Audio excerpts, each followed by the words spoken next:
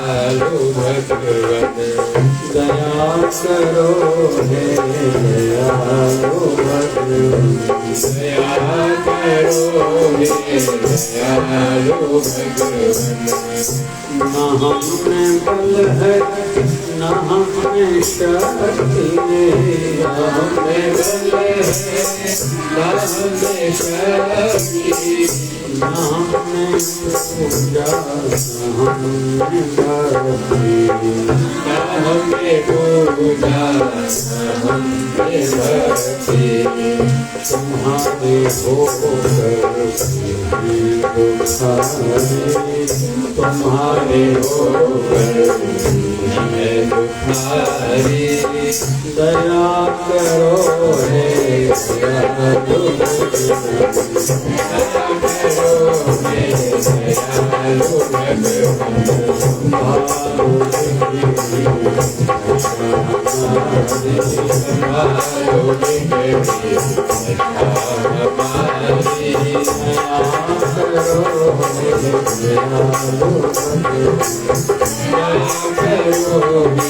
दयालु बुरे हैं जो हम तो हैं तुम्हारे बुरे हैं जो हम तो हैं तुम्हारे भले हैं जो हम तो हैं तुम्हारे भले हैं जो हम तो हैं तुम्हारे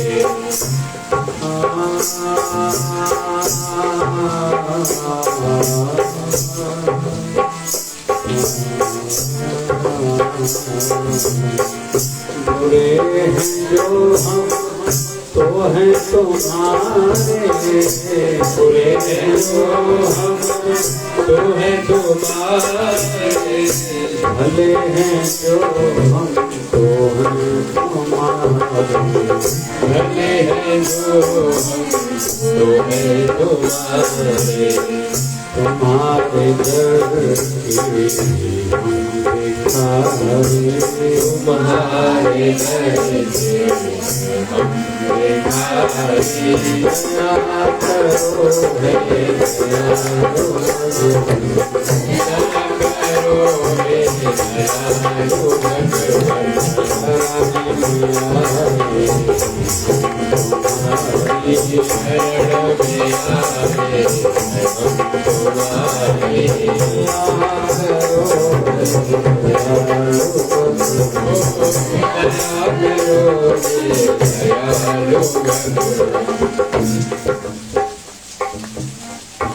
संभालो बिगड़ी दशा हमारी संभालो बिगड़ी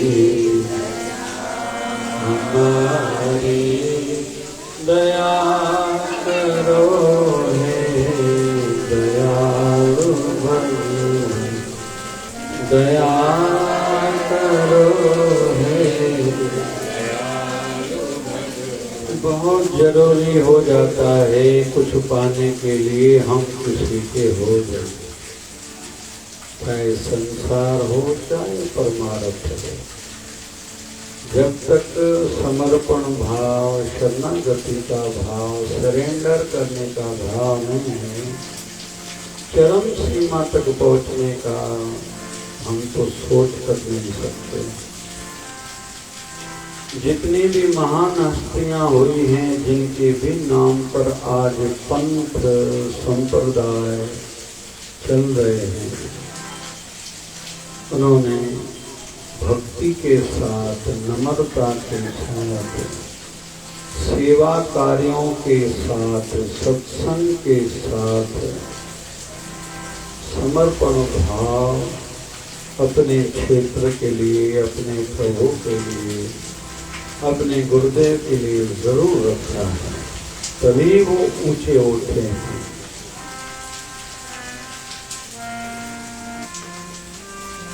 जितना जो अपने क्षेत्र को, फील्ड फैकल्टी को समर्पित रहेंगे, वो उतना ऊपर उठेंगे। घर परिवार में भी जितना जो समर्पित है, बाहर का नहीं सोचता, केवल घर का सोचता है, उस महिला की घर में इज्जत मान सम्मान बनी रहती है। उनके लिए भले उनके पतिदेव हों, ससुर हों, देवर हों आदि जितने भी घर के मेंबर होंगे, उनके मन में उनका एक विशेष स्थान हो, भले वो अनपढ़ क्यों न हो।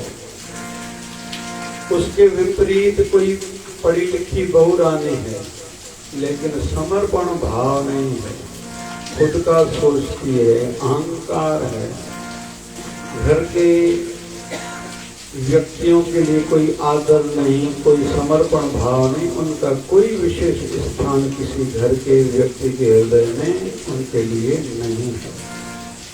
वैसे ही आध्यात्मिक जगत भी समर्पण भाव का क्षेत्र है। जितना समर्पण भाव होगा, मुझे कुछ नहीं चाहिए, मैं कुछ भी नहीं, वो उतना ऊपर उठेगा। कहते हैं बीजों में वृक्ष के जो सभी वृक्ष प्रकार के रहते हैं, उनके बीज जो रहते हैं, छोटे में छोटा बीज माना जाता है वट वृक्ष का। और वट वृक्ष का बीज भी वो जाके आगे अंकुरित होता है, फलीभूत होता है, जो खुद को खत्म कर देता है, मिट्टी में मिला देता है। वहीं से वट वृक्ष की जैसे पंखड़ियां निकलने लगती है, आगे चल के वो बड़ा वट वृक्ष बनता है। समर्पण भाव। कूंज करके एक पंछी रहता है, कूंज कहते हैं, बादलों से ऊपर उसकी उड़ान रहती है, उड़ना उसको उधर रहता है, लेकिन धरती पर आके अंडे देके जाता है। बादलों से ऊपर रहता है, वहां आंखें बंद करके अपने अंडों का ध्यान करता है, उससे अंडे फूटते हैं, उसके बच्चे फिर उस अंडे से बाहर आते हैं। रहता कहाँ है? बादलों से ऊपर। ये उसका समर्पण भाव है। वैसे इस उदाहरण को दो दृष्टि से देखा जा सकता है, एक समर्पण भाव, दूसरा ध्यान साधना में। ध्यान साधना इतनी प्रबल रहती है, वो बादलों से ऊपर है, लेकिन ध्यान कर रही है अपने अंडों का, अंडे फूटते हैं, उसमें से उसके बच्चे निकलते हैं। तो इस उदाहरण को दो तरीके से लिया जा सकता है। तो समर्पण भाव, गुरु अंगद देव का नाम रखा गया। अंगद अंग का हिस्सा, मेरे शरीर के अंग का हिस्सा है, बाबा नानक ने कहा। इसमें और मुझ में अभी कोई अंतर नहीं है। क्यों? क्योंकि समर्पण भाव था भाई लेने का। स्वामी विवेकानंद जो कहेगा मुख उसका होगा, उस मुख के माध्यम से जो वाणी निकल रही है वो मेरे हृदय से निकल रही है। ऐसा किसने कहा? स्वामी रामकृष्ण परमहंस ने। क्यों? क्योंकि विवेकानंद का अपने गुरुदेव के प्रति समर्पण भाव था। आज इन दिनों में हम लोग राजकोट गए थे, तो रामकृष्ण स्वामी रामकृष्ण मिशन मठ का दर्शन करके आए। स्थापना करी है विवेकानंद स्वामी ने, लेकिन सब जगह उसके गुरुदेव की मूर्ति है सामने। तो आज अगर उसने आगे आगे अपने गुरुदेव को रखा है, तो पूरी दुनिया में विवेकानंद का भी नाम ऊंचा हुआ है। और हम लोग देखेंगे मारवाड़ी समाज में गुजरात के एक संत हुए हैं, संत जलाराम बापा। आज वहां जाएंगे, उनके नगर में वीरपुर करके गांव है। हम लोग राजकोट से आगे बढ़ेंगे तो वीरपुर करके गांव है। तो जलाराम बापा भोजन चलाते थे निःशुल्क, फ्री में। आज हम लोग जाएं, वहाँ कई लोग आके रोज भोजन खाते हैं, उनको पैसा देंगे, भैया पैसे ले लो, हम भी सेवा में 5,000 देना चाहते हैं, तो वो लोग नहीं लेते हैं। क्यों नहीं लेते हैं? इसलिए कि कहते हैं कि हमारे यहाँ पहले ही इतना पैसा पड़ा है, जिसका हम लोग इंटरेस्ट, ब्याज भी नहीं खा पा रहे हैं, खर्चा नहीं कर पा रहे, इतना पैसा हमारे पास जमा है, ऐसा वो लोग कहते हैं। तो उस संत के नाम पर इतना पैसा आता है आज भी, और पूरी दुनिया में उन संत की मान्यता मानी जाती है। मुझे याद है 20 साल पहले मुरारी बापू जी की कथा हुई थी, जलाराम बाबा की शायद तिथि पर, शायद इंग्लैंड, वो भी 15-20 साल हो गए होंगे, ऐसा मुझे जहाँ तक याद है। और हमारे अमरावती में भी उनका स्थान है, जिसका नाम है भक्ति धाम। और वहाँ भी अभी तो गुरुवार को रोटी चलती है, जो हमने राम रोटी, शिवधारा राम रोटी नाम लिया है।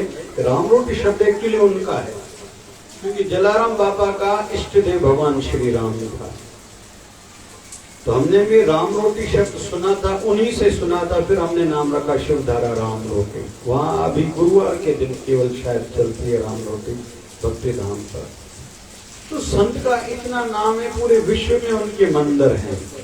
लेकिन संत का समर्पण भाव क्या रहता था, कोई भी आता था उनके पास, कहता था आप आशीर्वाद करो, तो वो कहता था मेरे से आशीर्वाद क्यों मांग रहे हो, मुझ पर जिन्होंने कृपा करी आप उनसे जाके खुद आशीर्वाद मांगो, जैसे मुझ पर कृपा करी हो आप पर भी कृपा ऐसे ही करेगा। तो पूरे विश्व में जलाराम बाबा के जितने मंदिर हैं वहाँ ये देखा जाएगा उनके इष्ट देव भगवान श्री राम। तो अंदर होगी राम दरबार, जैसे यहाँ भी भक्ति धाम में है, भगवान श्री राम विराजमान में, इधर माता सीता, इधर लक्ष्मण जी और नीचे हनुमान जी महाराज, और जलाराम बाबा की मूर्ति सदैव बाहर रहेगी। और ऐसे वीरपुर में भी ऐसे है।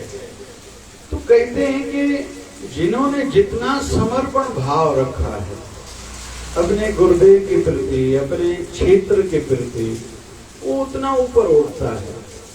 आज के युग में हम लोग कथाकार जितने महापुरुष हैं, जो जितने जितने समर्पित है, थोड़े समय में कितना नहीं ऊपर उठाए हैं।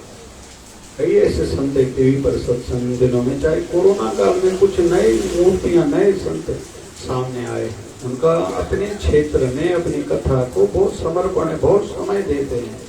बड़ी बात है, 7 दिन में एक भागवत कथा पूरी होती, दूसरे दिन फिर पहले दिन वाली कथा शुरू करते हैं। तो लेकिन नया करके सुनाना है हर बार, तो वो समर्पित है कहीं तो भी अपने कथा को, अपने क्षेत्र को।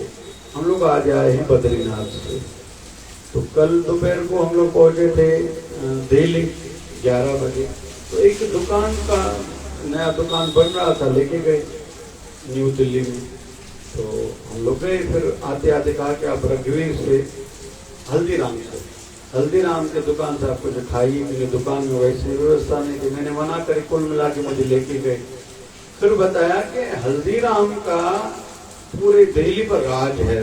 पुराने बड़ी ब्रांड थे, बीकानेर आदि, ये लेकिन सबके ऊपर अभी हावी ये है। और पूरे दिल्ली हर 1 किलोमीटर के बाद, 2 किलोमीटर के बाद हल्दीराम का दुकान है। मैंने पूछा उसके पीछे क्या विशेष बात है, बोले वो क्वालिटी, स्वाद मेंटेन करते हैं। कहीं भी आप जाओ, दूध की कोई चीज लो तो हर दूध की चीज में मिलावट मिलेगी। कहीं तो कहा कि मेरठ हमारे यहाँ नजदीक है, मेरठ में पता नहीं सर्फ से, यूरिया से दूध बना रहे हैं आजकल। लेकिन ये हल्दीराम वाला ऐसा नहीं कर रहा है। सबको विश्वास है, जिस भी शादी में जाओ तो बड़े लोगों की शादी में चीजें मिलेंगी हल्दीराम के, और लोग हल्दीराम का नाम देख के हर कोई शादियों में खाता है। जहाँ हल्दीराम की रोटी नहीं होती, बड़े लोगों के यहाँ जहाँ शादियां रहती, कोई खाता नहीं, क्योंकि पता है यहाँ मिलावट होगी। तो हल्दीराम वाला कहीं तो भी अपने क्षेत्र में, अपने फील्ड में समर्पित हुआ होगा। इतनी मिठाइयाँ, हम लोग तो आधा घंटा ठहरे वहाँ, इतना काउंटर था, इतने लोग थे, इतना एक दिन में धंधा करते होंगे, उतनी चीजें बनानी भी पड़ती है। दूध कहाँ से आए, खोया, माओ, अजठाया, आज बनाया। तो एक दिन की किसी की लाइफ रहती मिठाई की, बंगाली मिठाई की, कभी 2 दिन किसकी लाइफ है, फिर इतनी लस्सी, ये दुनिया भर की चीजें। कुल मिला के जो भी अपने क्षेत्र में, फील्ड में, फैकल्टी में, चाहे आध्यात्मिकता हो चाहे संसार हो, जितना समर्पित रहेगा उतना वो ऊपर उठेगा। हमारे सदगुरुदेव भगवान बाबा शिवभजन जी महाराज समर्पित थे। कितनी नई कठिनाइयां आई अपने जीवन काल में, साथ में रहने वालों को पता नहीं चलता था कि बाबा जी के जीवन में क्या कठिनाइयां चल रही हैं। क्योंकि कहते हैं संत के मन में कभी कोई पीड़ा हो, ये पक्की बात है। संत कभी खुद के लिए पीड़ित नहीं होते, दुखी नहीं होते। वो संसार के भले को लेके ही सदैव चिंतित दिखाई देते हैं, दुखी दिखाई देते हैं। तो बाबा शिवभजन साईं ने बड़े बड़े कार्य करे। भारत में पहली बार आए, पहले ही गुरु जी थे, इतने स्थान बनाए, इतने नगरों में गए, इतनी साधना भारत में करी। तो कुल मिला के जो जिस भी क्षेत्र में समर्पित रहेगा, नम्रता भाव, समर्पण भाव, मैं कुछ नहीं हूं और मुझे कुछ नहीं चाहिए, 2 बातें, मैं कुछ नहीं, मुझे कुछ नहीं चाहिए। हमने आज भजन गाया, शरण में आए हैं हम तुम्हारी, दया करो हे दयालु भगवान। श्रीमद् भगवद गीता में है 700 श्लोक। लेकिन अंत में भगवान को अर्जुन ने कहा मुझे ये कठिनाई है, आप बोलते हो ध्यान करो, कभी बोलते हो सेवा करो, कभी बोलते हो यज्ञ करो, इतने झंझट मुझसे नहीं होंगे। तो भगवान ने कहा बस एक बात अपनाओ, क्या? तुम मेरे हो जाओ, तुम मेरे बन जाओ। और अर्जुन जो मेरा बनता है उसका योग क्षेम में खुद करता हूँ। क्या अर्थ है इसका? योग क्षेम का अर्थ है जो उसके पास नहीं है मैं देता हूँ, और जो है उसकी रक्षा करता हूँ। ये मेरा तो फिर बाद में फर्ज बन जाता है, दायित्व बन जाता है, जो एक बार मेरा हो जाता है। किसी समय पर मैं एक कविता कहता था कि भगवान कहते हैं, गुरुदेव कहते हैं, तू मेरे कूचे में बिक कर तो देख, तू मेरे कूचे में बिक कर तो देख, तुझे अनमोल न बना दूं तो कहना। तो एक बार मेरा बन के देख तो सही ना, तुझे कैसे मैं अनमोल बनाता हूँ। सभी चीजों का मोल है, तुझे अनमोल बना दूंगा, लेकिन तब जब तू आके मेरे पास खुद को बिकाएगा, बिक जाएगा, तेरी मांग कोई नहीं रहेगी। न मान की न माल की अभिलाषा, न मान की अभिलाषा। तो परमात्मा दया करे। अॼु साई गुरु आज भाई भागन वारो ॾियारो आहे, मुंहिंजे शहंशाह जी कृपा जो ॾियारो आहे। असांखे करिणो कोन आहे, जीअं आयासीं ट्रेन में चढ़ण ताईं असांजो कमु आहे, टिकट कराइण ताईं असांजो कमु आहे। ट्रेन में चढ़ियासीं पोइ असांजो कमु हुयो छा? सुम्ही पियासीं मस्तु, ड्राइवर जाने अब तू जाने तेरा काम जाने। असां सुम्ही पियासीं, सुबुह जो नागपुर अचो त जल्दी उठो उठो उठो उठो उठो। असां थोड़ी चयोसीं भाई असां नागपुर हलायो, गाॾी थोड़ी हलाईसीं। हा कयो था, ना कयो था, पुछोसीं गाॾी वारे खां लाइट ठीकु थी न थी, पेट्रोल थी न थी गाॾी में, कीअं भाई पुछोसीं? रोटी खाई आहे न खाई आहे? घरवारी फुल्को पचाए ॾिनो न पचाए ॾिनो? पुछोसीं? कोई पुछंदो आहे रेल वारा ड्राइवर खां? न, तू जाने तेरा काम जाने। अर्जुन भी जब भगवान की शरणागति में आया, भगवान ने यही शर्त रखी थी दुर्योधन के और अर्जुन के सामने, धर्मराज युधिष्ठिर के सामने। दो बातें, एक और मैं रहूंगा, एक और मेरी नारायणी अक्षौहिणी सेना रहेगी, और मैं अस्त्र शस्त्र नहीं उठाऊंगा। तुम्हें क्या चाहिए? दुर्योधन ने कहा पहले मैं मांगूंगा। मन ही मन में सोच रहा था भगवान को अभी तक अक्ल नहीं है, वैसे सहायता मांगने आया, लेकिन क्या सोच रहा है भगवान को अक्ल नहीं है। मन ही मन में कहते हैं मुझे सेना चाहिए, आप थोड़ी चाहिए। तो भगवान ने उनको 11 करोड़ सैनिक दिए थे। कितने? कहो ना भाई। अर्जुन को कहा तुम्हें क्या चाहिए? बोले मुझे सेना से मतलब है ही नहीं, मुझे तो आपसे मतलब है। बोले मैं असली ही चाहते हैं, हमारा जहाँ जाना भले में है वहाँ लेके जाना, जहाँ जाने से हमारी हानि होती है, नुकसान होता है, जहाँ हमें नहीं जाना चाहिए वहां से बचा लेना, बस हमें यही चाहिए। और यही समर्पण भाव पांडवों का। 5 के 5 भाई भी बच गए, राज्य भी मिला, और उधर से कौरवों ने जो सेना मांगी, खुद 100 के 100 भी भाई मारे गए, पूरी सेना भी मारी गई, और कोई पीछे दीप जलाने वाला भी नहीं बचा। गुरु कृपा करे हम भी मन से गुरु के हो जाएं। बातें नहीं है ना, आध्यात्मिक जगत में जो गालियों करें तो वो लोडन में आबो के मां बकदम अॻिते बकदम मांखे मान न मिलियो, मांखे हिन न पुछियो, मां सां कंहिं हिन न ॻाल्हायो, मांखे साईं प्रसाद न ॾिनो, मांखे धिका ॾिनो, मांखे कुर्सी न ॾिनो, मुंहिंजो कंहिं नालो न वरितो, असांजो संस्था में नालो कोन्हे। बसि जेके इन विचनी ॻाल्हियुनि में 2 कदम कढी अॻिते दिलि खे मां दिन ॾाढी शेवा कंदा, वरी पोइ हिते हलिया। जेके समर्पण भाव सां नहीं असां कुछ न खपे, अब सौंप दिया इस जीवन का सब बार तुम्हारे हाथों में है, जीत तुम्हारे हाथों में है, हार तुम्हारे हाथों में। मेरा निश्चय है बस एक यही, एक बार तुझे पा जाऊं मैं। मेरा निश्चय है बस एक यही। और कहते इस डगर पर, इस चौखट पर जो आए, जब तक वो बात जो पाना चाहता था न पाए, तब तक उसको वापस नहीं लौटना चाहिए। आखिरी गाल चवां, उन्होंने अमृत वेला वारे संत जो काथे कहीं ॾेखारियो कि पब्लिक के जेतिरो टेंशन थींदो आहे, संत के हुन त टेंशन अखर चयो, मां थोड़ो सहमत शब्द सां घटि आहियां। संत के टेंशन त न थींदो, पर ख्याल चऊं खणी कि संत के जेतरो टेंशन थींदा पब्लिक के उन जे 1% भी टेंशन हो जे तो फट मरे संगत तावा कहीं बुधी मां तो बुधी भाई ता बुधी 1% भी पब्लिक की वो टेंशन वो चिंता न होती है जेतरो संतन के एड़ा कार्य करना होगा 1% भी न होती है तो कुल मिलाए करे संत को छू एड़ा किया ते वदंता वो समर्पित नहीं जंहिंजा आयूं बस छल उन जा बणजी रहूं वो पंहिंजा कार्य साईं पाण कंदो संतां टीका आप खलोया हर कम करावण आया राम बाबा शिवजन साईं सां सभिनि जा पंदड़ा सजाया करे साईं गुरु वारो साईं कृपा करे सजड़ा करे सजन करे